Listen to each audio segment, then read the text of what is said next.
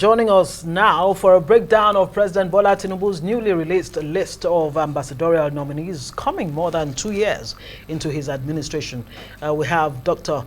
Adoyi Omale, an international affairs analyst. Thank you so much for joining us on Newsnight. Good evening, and thank you for having me. Well, so much has been said about Tinubu's ambassadorial list, 32 names. And apparently, I mean, listening to Adesuwa's report there, it's not just the list now, it's the people on that list. But first off, generally, I mean, does this list really meet your expectations, apart from, you know, some of the reservations that many have expressed about some of the names that have appeared on that list? Well, the most important thing is that all the people on the list are Nigerians. Right. Right. That is very instructive. They are Nigerians, and they are Nigerians that have been in public service. Many of them are none. The only snag which everybody is complaining is that among 200 million people, we have more qualified persons that have not been named. We have more people that could launder Nigeria image better that have been overlooked. I agree with most of the people that are criticizing the list that it was just laced with political patronage. I fully agree with that, especially some of the names that are on the list. You know, diplomatic appointments are supposed to have certain key criteria.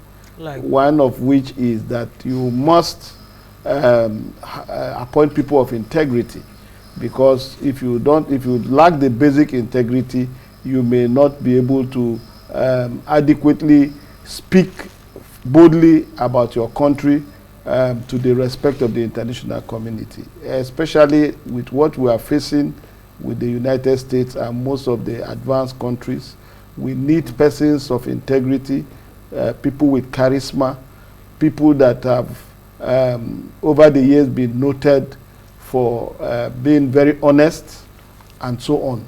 These are attributes that diplomats are supposed to have, and some persons in the list lack some of these basic attributes that a diplomat is supposed to have, especially to head a diplomatic mission. One important point I want us to note is that an agreement is required when a diplomat is to be posted, and it will be very embarrassing if some of these names are forwarded to some countries and the agreements are withheld, and they may need to adjust such postings. Interesting. But isn't it correct that historically, even in this country, presidents have appointed political allies as non-career ambassadors? And if you look at countries like the US, France, and others, they also do the same with their political friends ending up as ambassadors. I mean, is that wrong? And if that is the case, why do you think this particular list has come under so much heavy criticism? There's nothing wrong for non-career ambassadors. There's nothing wrong with appointing non-career ambassadors to head diplomatic missions as ambassadors or high commissioners, as the case may be. There's really nothing wrong. It is the norm, it is the practice. But the idea behind that is that in international diplomacy, you can have persons of high integrity, people of high moral standing in society that can project the image of your country. Apart from even ambassadors, you have even special envoys that are sent on specific diplomatic missions. So, and these are supposed to be people that are above board, people that have international respect and recognition. Now, I think where people are concerned is that some of the persons on the list have been very controversial in nature. From their utterances, if they can use foul language, uncut submissions on social media, and there are people that can speak from both sides of the mouth. There are people that lacks integrity when it comes to political discourse. Then you can imagine that the appointment may actually do more damage to Nigeria image than repairing it. Well, we do hear that the Senate is likely to screen, this list of persons, maybe tomorrow, at least sometime within the week. What kind of questions really do you expect the Senate to be asking this nominees? And we do hear from the presidency that they will know their specific diplomatic postings only after the Senate confirmation. What are the questions that we need our senators to be asking to ensure that truly that these people, that the presidency says, are a reflection of the president's judgment of what he needs for the country right now? Well, the Senate screening, to the best of my knowledge, have always been a mere formality. Most of the screenings that have been witnessed have always been take a bow and go.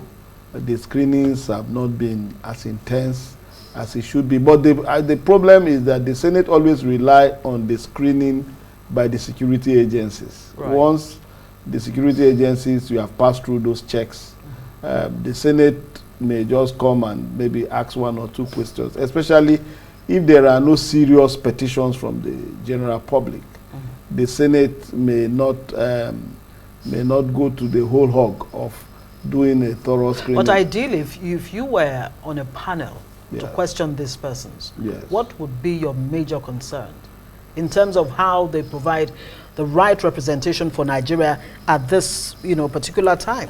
The major concern definitely is just issues of integrity, issues of moral standing in society.